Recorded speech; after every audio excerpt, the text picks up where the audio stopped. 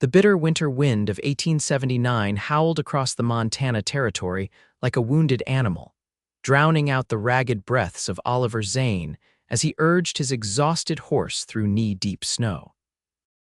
The 27-year-old cowboy had been tracking a stray calf for hours when he spotted something unnatural against the pristine white landscape, a splash of color that had no business being there in this God-forsaken blizzard. "Whoa there, thunder," Oliver murmured, pulling back on the reins. His horse snorted, steam billowing from flared nostrils as they came to a stop. Squinting through the swirling snow, Oliver's heart hammered in his chest when he realized what he was looking at, not what, but who.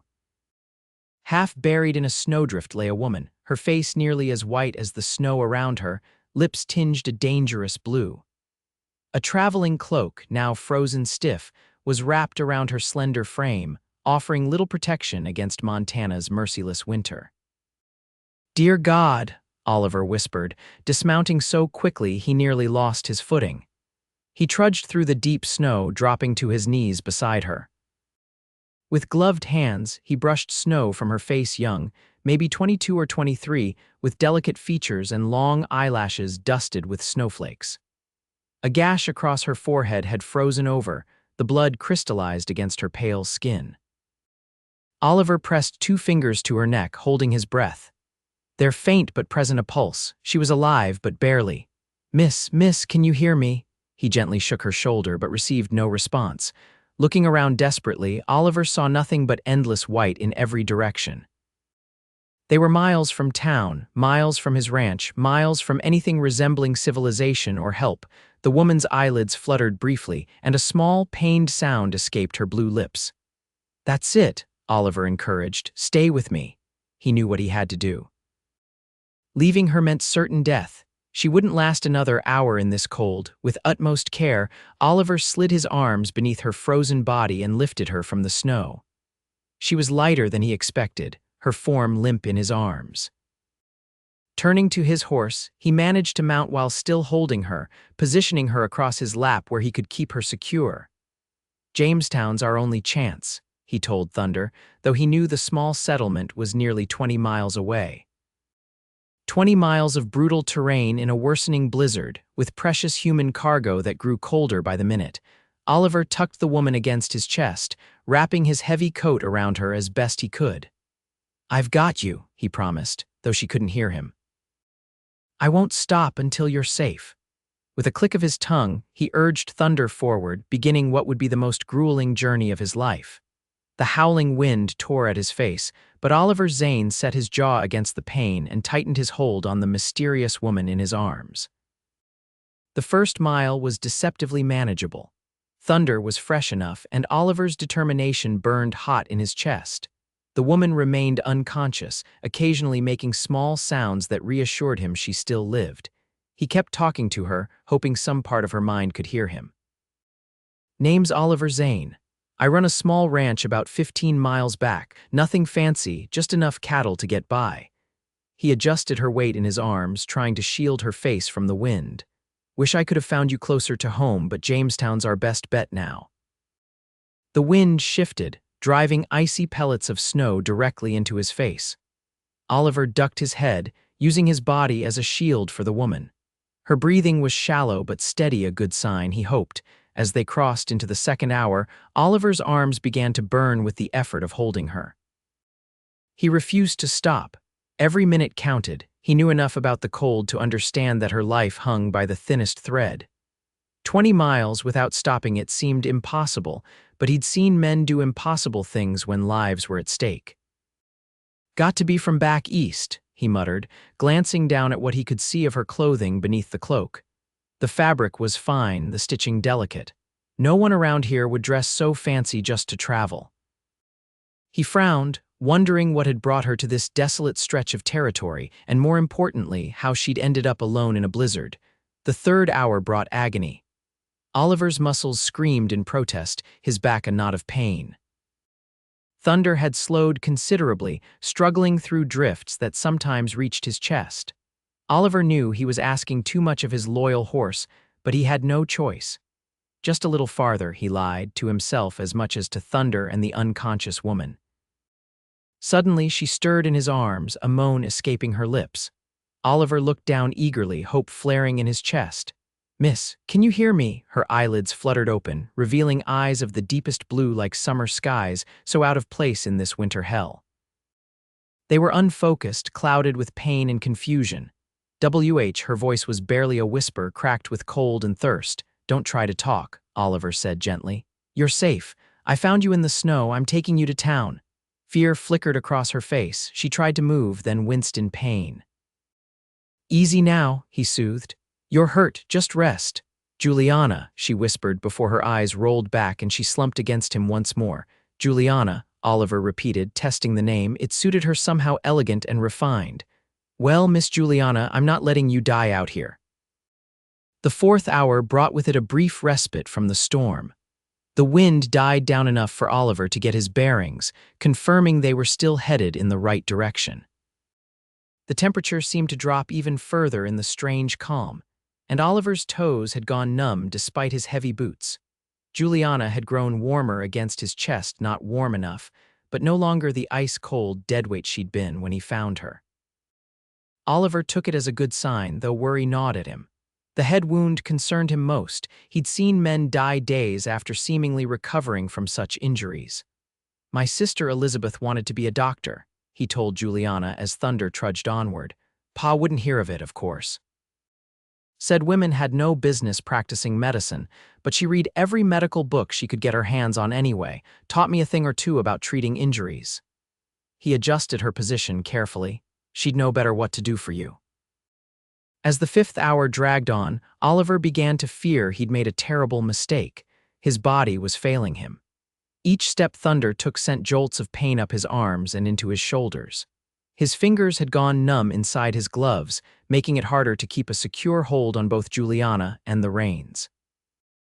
Worse, the trail ahead looked unfamiliar. The landscape had transformed under the heavy snowfall, landmarks buried or altered beyond recognition. Was he still headed toward Jamestown, or had he veered off course? Panic fluttered in his chest.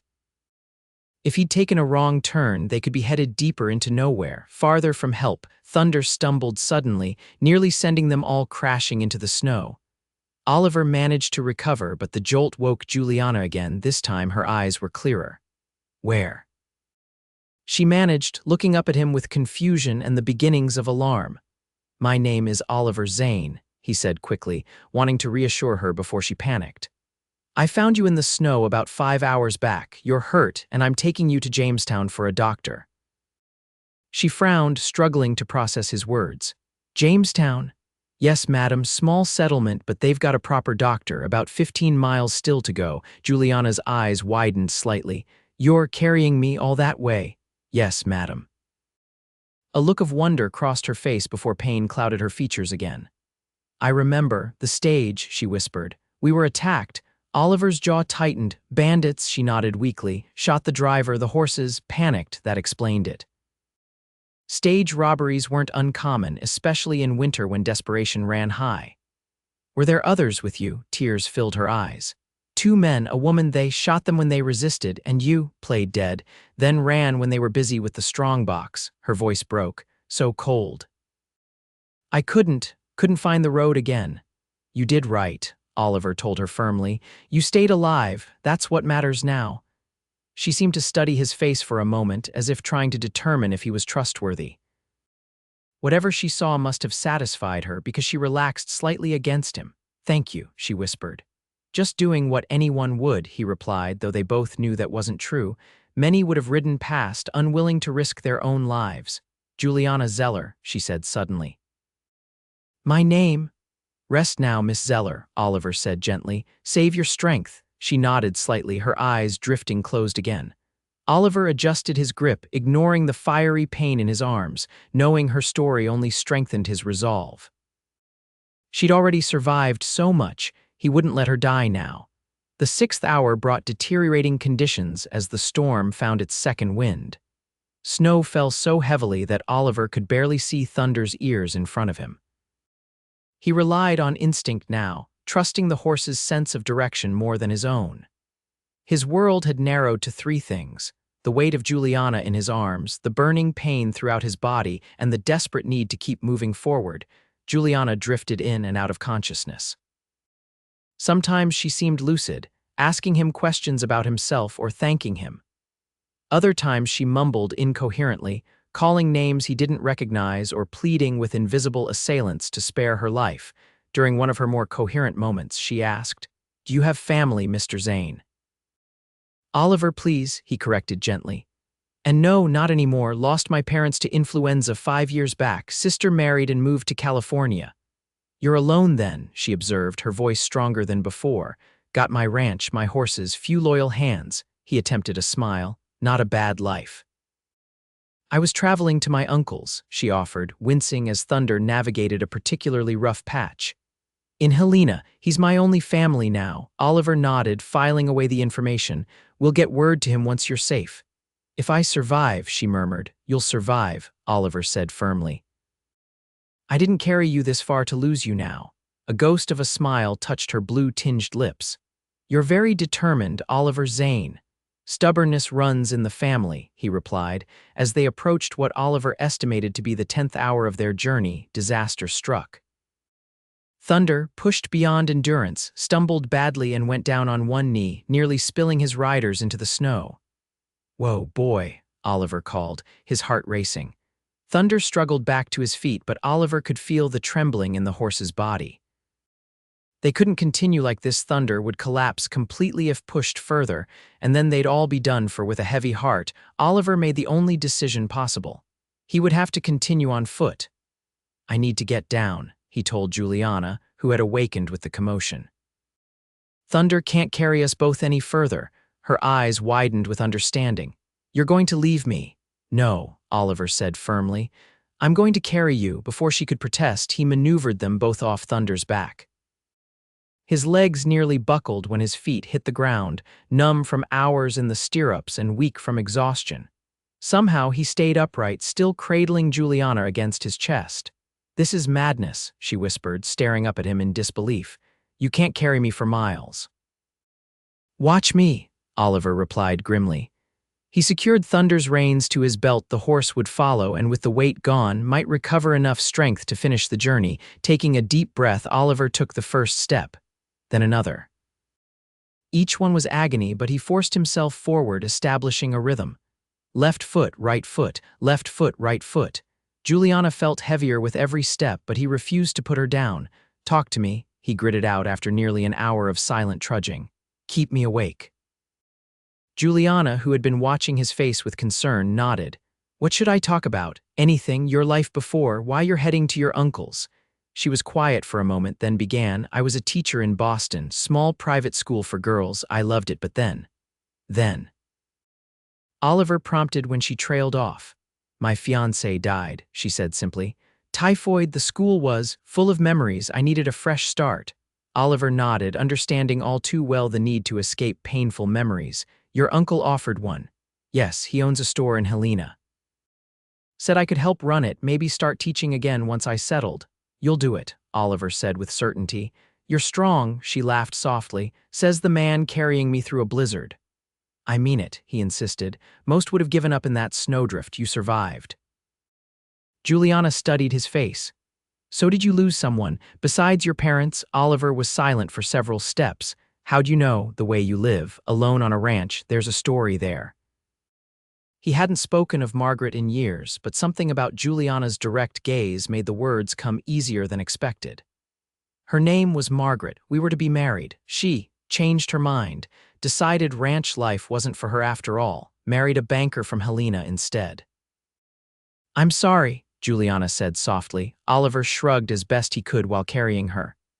"It was 3 years ago, ancient history now." But they both knew it wasn't, not really. Some wounds never fully healed. As they continued their grueling march, Oliver felt his strength waning. His vision occasionally blurred, his steps becoming less certain. Juliana noticed, her concern evident. "Oliver, please," she begged after he stumbled for the 3rd time in as many minutes. "You must rest." "Can't," he gasped. "If I stop, might not start again." "Then let me try to walk," she insisted. "I feel stronger now." Oliver shook his head stubbornly. "Your ankle's injured. Saw it when I found you. Swollen bad." Just for a few minutes, she persisted, to give your arms a rest, but Oliver refused.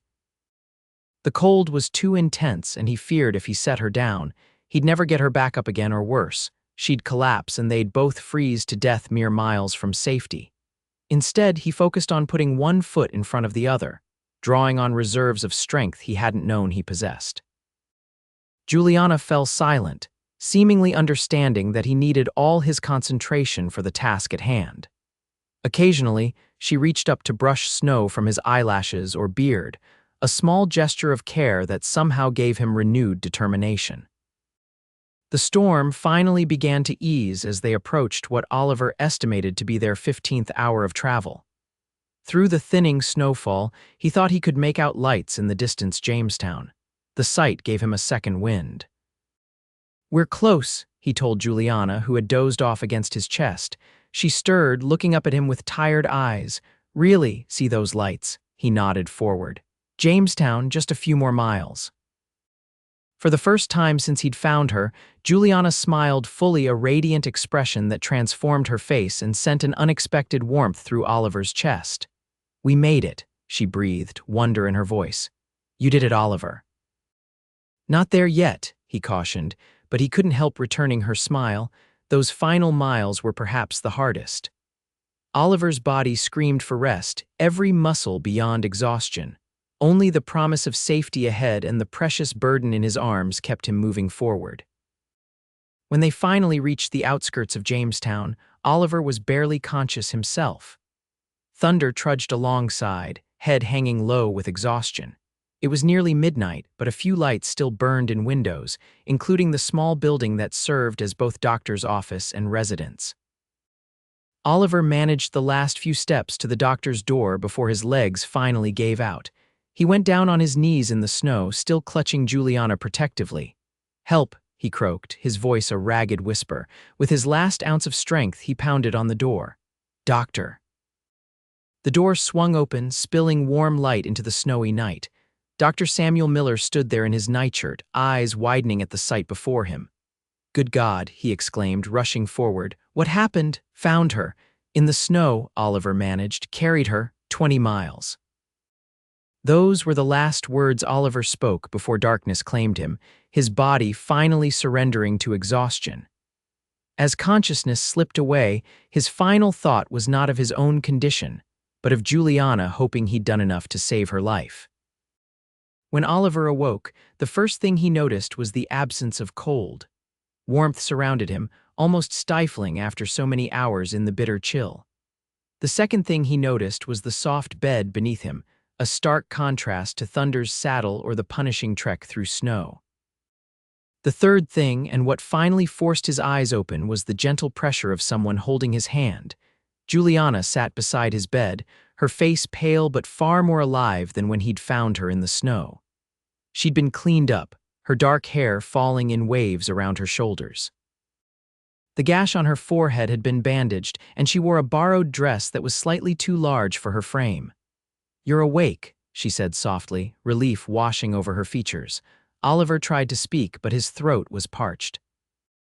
Juliana quickly reached for a glass of water on the bedside table, helping him lift his head to drink. "How long?" he managed after several grateful swallows. 2 days, she replied. "Dr. Miller wasn't sure you'd wake at all. You were severely hypothermic in your hands." She glanced down at his bandaged fingers. "Frostbite, but he thinks you'll keep them all." Oliver hadn't even considered the possibility of losing fingers. He flexed them experimentally, wincing at the pain but relieved to feel movement.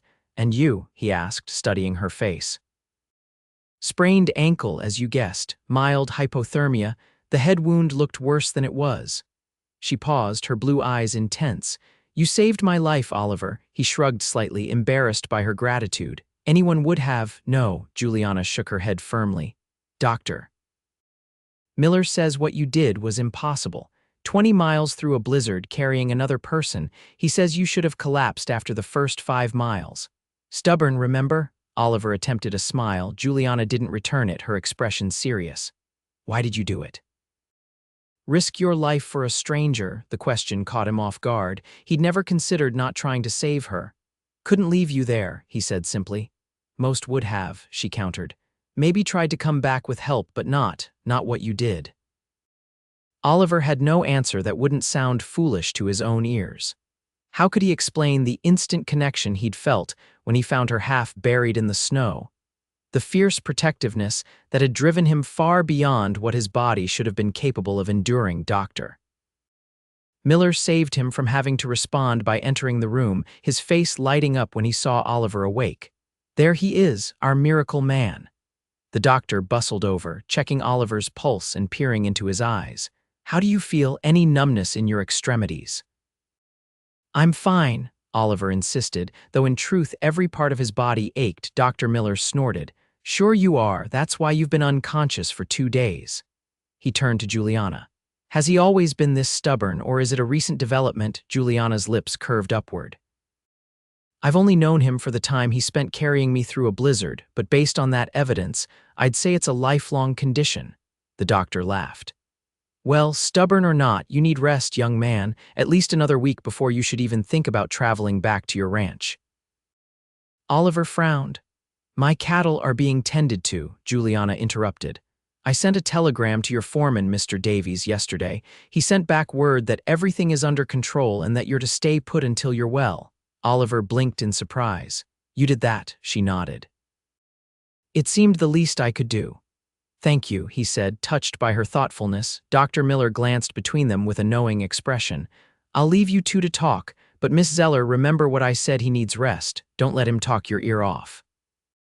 After the doctor left, a slightly awkward silence fell between them. Juliana still held his hand, seemingly unaware of it until Oliver gently squeezed her fingers. She started, then moved to pull away, but Oliver tightened his grip slightly. "Please," he said softly. "It's nice." A faint blush colored her cheeks, but she settled back in her chair, allowing the contact to continue. "Have you sent word to your uncle?" Oliver asked. "Yes, he wants me to come to Helena as soon as I'm able to travel." She hesitated. "Though Dr. Miller says that won't be for at least a week." "Same timeline as me," Oliver observed. "It seems so." Another silence, more comfortable this time, fell between them. Oliver studied her face, memorizing the delicate arch of her eyebrows, the fullness of her lips, the intelligence in her blue eyes. He'd carried her for 20 miles through a blizzard, feeling her breath against his neck, her heartbeat against his chest, yet in many ways she was still a stranger to him. "Tell me about your teaching," he said suddenly. "In Boston." Surprise flickered across her face, followed by pleasure. "You want to know about that? I want to know about you," he said honestly. "All of it." And so she told him about growing up in a modest Boston home with parents who valued education above all else. About discovering her passion for teaching young girls, particularly mathematics, which most schools neglected for female students. About losing her parents within months of each other and then her fiancé shortly after. The loneliness, the struggle to find purpose again. Oliver listened intently, asking questions that showed he was truly interested, not merely being polite. When she finished, he shared his own story in return his childhood on a ranch farther east, his father's dream of Montana territory, the hardships of establishing their homestead, the losses and occasional victories. Over the next week, as they both recovered their strength, these conversations continued. Every day, Juliana would sit with Oliver for hours, sometimes reading to him from the doctor's small collection of books, sometimes sharing stories, sometimes simply sitting in companionable silence. Dr. Miller watched their growing closeness with amusement, occasionally commenting that he'd never seen a better prescription for recovery than good company. By the 5th day, Oliver was strong enough to walk short distances. He insisted on escorting Juliana to the small hotel where she'd taken a room, his hand supporting her elbow as they navigated the snowy streets. "Your uncle must be anxious for your arrival," Oliver commented as they walked slowly through the town, both mindful of their injuries. "He is," Juliana admitted, "but he understands I need to recover first." Oliver nodded, trying to ignore the hollow feeling in his chest when he thought about her departure. In less than a week, she'd become important to him in ways he couldn't fully articulate. "I should thank you," Juliana said suddenly, stopping in the middle of the street. "You've thanked me enough," Oliver assured her. "No, not for saving me. Well, yes, for that too, but—" She took a deep breath, for listening, for caring about my stories, my past." Her eyes searched his face. "No one has listened to me like that in a very long time." Oliver was momentarily speechless, moved by her sincerity. "I could say the same to you," he finally replied. "It's been a lonely few years." Understanding passed between them, a recognition of similar wounds, similar needs. Before Oliver could think better of it, he reached up to tuck a strand of hair behind Juliana's ear, his fingers lingering against her cheek. "Oliver," she whispered, leaning slightly into his touch. The moment was broken by a passing wagon, forcing them to step aside. Juliana blushed, suddenly conscious of their public position. "We should continue," she said, her voice slightly unsteady. Oliver nodded, offering his arm once more. They walked the rest of the way in silence, but something had shifted between them, a boundary crossed, an acknowledgement made. On the 8th day of their recovery, Dr. Miller declared them both fit enough for travel. Juliana's uncle had arranged for her to take the stage to Helena the following morning. Oliver's ranch hands had brought him a fresh horse and supplies for his journey home. Their last evening in Jamestown, Oliver invited Juliana to dinner at the town's only restaurant, a simple establishment, but the best Jamestown had to offer. "To your health," Oliver said, raising his glass of wine in toast. "And yours," Juliana replied, touching her glass to his. "May we never again test the limits of human endurance in a blizzard." Oliver laughed, the sound warming Juliana more than the fire blazing in the nearby hearth. She'd grown to love his laugh over the past week, rare at first, but more frequent as his health improved and their friendship deepened. "Helena isn't so far," Oliver said casually after their meal arrived. "Maybe a day's ride from my ranch if the weather's good." Juliana looked up from her plate, hope stirring in her chest. "Is that so?" "I make the trip every few months for supplies," he continued, studying her face carefully. "Might be I could stop by your uncle's store when I'm there." "I would like that," she said softly. "Very much." Oliver's expression brightened. "Truth be told, I'm not sure I can go back to my quiet life after meeting you, Juliana Zeller." "Is that a complaint, Mr. Zane?" She teased, though her heart raced at his words. "The opposite," he assured her. "You've woken something in me, something I thought was gone for good." Juliana reached across the table, taking his hand in hers. "I know exactly what you mean." They lingered over dinner, reluctant to end their last evening together. Finally, as the restaurant's other patrons began to depart, Oliver walked Juliana back to her hotel. At her door, she turned to face him, suddenly shy despite their week of intimate conversations. "Oliver," he stepped closer, one hand coming up to cup her cheek. "May I write to you?" he asked, his voice low and earnest. "Yes," she breathed. "Please do. And may I visit when you're settled? I would be disappointed if you didn't." Oliver smiled, then leaned forward slowly, giving her every opportunity to pull away. Instead, Juliana rose slightly on her toes, meeting him halfway. The kiss was gentle, tentative at first, then warming with shared emotion. His arms encircled her waist as hers wound around his neck, drawing them closer together. When they finally parted, both slightly breathless, Oliver rested his forehead against hers. "I don't want to say goodbye," he admitted. "Then don't," Juliana replied. "Say until we meet again." His smile returned, brighter than before.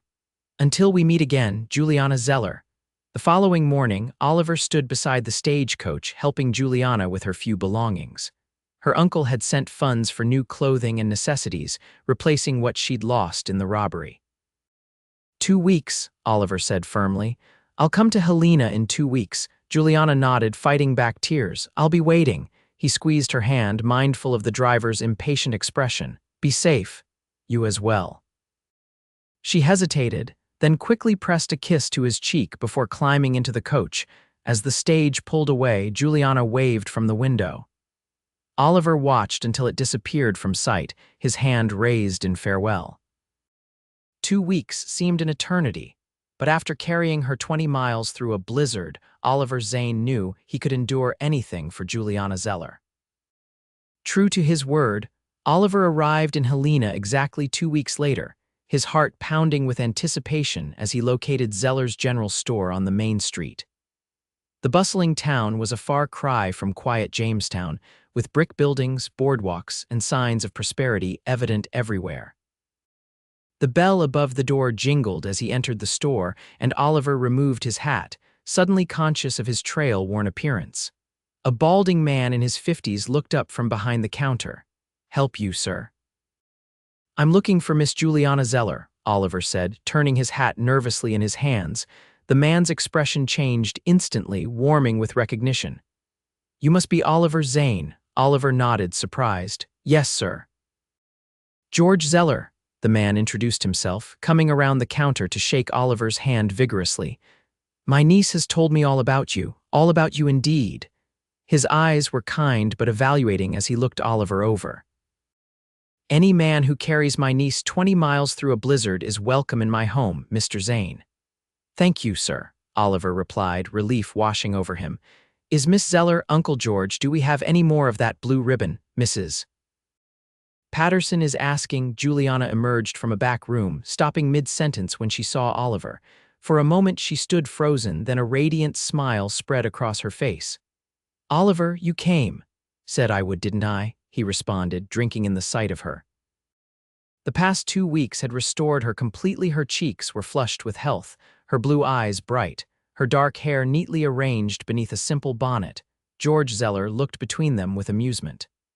"Why don't you take your young man to that cafe down the street, Juliana? I can manage here for an hour or two." "Are you sure, Uncle?" Juliana asked, though her eyes never left Oliver's face. "Go on," her uncle urged, "before the poor man starts thinking we don't want him here." Minutes later, they were seated at a small table by the window in Helena's finest cafe, both suddenly shy after their effusive greeting in the store. "You look well," Oliver finally said, breaking the silence. "As do you," Juliana replied. "Your hands." She gestured to where his frost-beaten fingers had been bandaged. Oliver flexed them, showing their improved condition. "Almost good as new. Doctor says I'm lucky." "We both were," she said softly. Oliver reached across the table, taking her hand in his. "I missed you, Juliana. More than I thought possible after knowing you such a short time." "I missed you too," she admitted. "I've been watching the road every day, hoping to see you."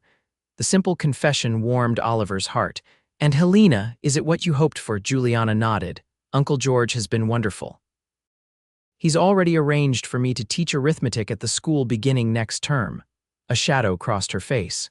But, Oliver prompted. "It's not home yet," she confessed. "I'm grateful for the opportunity, for my uncle's kindness, but it's not where your heart is," Oliver finished for her. Juliana looked at him in surprise. "Yes, exactly." Oliver took a deep breath. "I've been thinking these past 2 weeks about my ranch, about my life." He squeezed her hand gently. "It's a good ranch, Juliana. Small, but the land is fertile, the cattle healthy. Could be a fine home for a family someday." Her eyes widened slightly. "Oliver, I know it's too soon," he said quickly. "I know we barely know each other, but I also know what I feel when I'm with you and what I feel when I'm not. And I'd like the chance to court you properly, if you'll allow it." Juliana's lips curved into a smile. "I'd like that very much." Relief and joy washed over Oliver's face.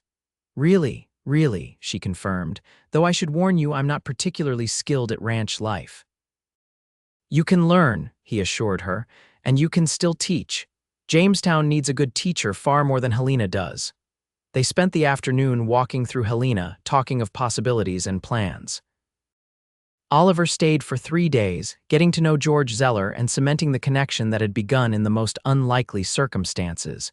When it was time for him to return to his ranch, Juliana walked him to the stables where his horse waited. 2 weeks, she promised. "Uncle George says I can visit you in Jamestown in 2 weeks." Oliver smiled, cupping her face in his hands. "I'll be counting the days." He kissed her softly, still marveling that he had the right to do so. Over the next 6 months, they alternated visits, Oliver to Helena, Juliana to Jamestown. With each meeting, their bond deepened. Juliana learned about cattle ranching, discovering an unexpected affinity for Oliver's horses. Oliver found himself enjoying the stimulating discussions about literature and mathematics that Juliana brought into his life. By late summer, Juliana had accepted a position at Jamestown's small school, and George Zeller had given his blessing for their marriage. They were wed in a simple ceremony in mid-September, with Dr. Miller standing as Oliver's best man and George giving away his niece. Their first year of marriage brought challenges, as all marriages face. Juliana struggled at times with the isolation of ranch life, while Oliver occasionally felt intimidated by his wife's education and refined background. But the foundation built during those first weeks of recovery, the deep listening, the genuine interest in each other's lives, the respect for each other's strengths served them well. When winter came again, Oliver found Juliana standing at the window one evening, watching a gentle snowfall. "What are you thinking about?" he asked, coming to stand behind her, his arms encircling her waist. "How different this is from last year," she replied, leaning back against his chest. "I was so afraid then, so alone, and now," he prompted, pressing a kiss to her temple. "Now I'm home," she said simply, turning in his arms to face him. "With you." 5 years after Oliver carried Juliana through that fateful blizzard, their ranch had prospered. The small, struggling operation had grown into one of the most successful in the county, thanks in no small part to Juliana's head for figures and Oliver's hard work. The school in Jamestown had flourished under Juliana's guidance, expanding from 1 room to 2 to accommodate the growing number of students. She taught 3 days a week now, balancing her professional passion with her life at the ranch. On a crisp autumn morning, Oliver stood on the porch of their expanded home, watching as Juliana taught their 3-year-old son, Thomas, to feed the chickens. Their 1-year-old daughter, Elizabeth, named for Oliver's sister, sat in a basket nearby, babbling happily at the activity. Thomas giggled as the chickens pecked eagerly at the feed he scattered, his dark hair so like his mother's falling across his forehead. "Not too much in one spot, sweetheart," Juliana instructed gently. "They all need to eat. Like this, Mama." Thomas adjusted his technique, carefully spreading the feed more evenly. "Perfect," Juliana praised. She glanced up, catching Oliver's eye, and smiled that same radiant smile that had first captivated him in Jamestown's general store years ago. Later that evening, with the children asleep, Oliver and Juliana sat before the fireplace, her head resting on his shoulder as they enjoyed a rare moment of quiet. "I received a letter from Uncle George today," Juliana mentioned. "He's thinking of retiring next year. Wants to know if we'd be interested in expanding the ranch store into a proper mercantile." Oliver considered the idea. The small store they'd added to their property had started as a convenience for their workers, but had gradually drawn business from surrounding homesteads. "Could be good," he acknowledged. "But we're already busy with the ranch, the school, the children." Juliana smiled, lacing her fingers through his. "We've managed harder things." Oliver chuckled, thinking of that desperate journey through the snow that we have. "Remember what Dr. Miller said at our wedding?" Juliana asked. "The couple that survives a blizzard together can survive anything." "Wise man," Oliver agreed, pressing a kiss to her hair. They sat in comfortable silence for a while, watching the fire dance in the hearth.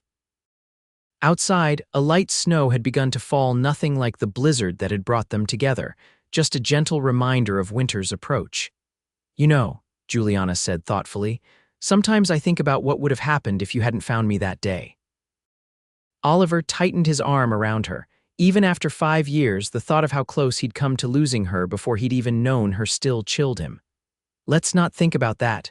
No, I mean," she shifted to look up at him. "All the circumstances that had to align. You tracking that stray calf, me surviving the stagecoach attack, you happening to pass where I had fallen." "Providence," Oliver suggested. "Perhaps," Juliana agreed. "Or perhaps it's just that love finds a way even through 20 miles of snow." Oliver smiled, bending to kiss her softly. "Especially through 20 miles of snow." Outside, the gentle snowfall continued, each flake a reminder of the storm that had brought together 2 souls who might otherwise never have met the half-dead woman in the snow, and the stubborn cowboy who had carried her 20 miles without stopping, carrying her straight into a life neither could have imagined, but both now treasured beyond measure.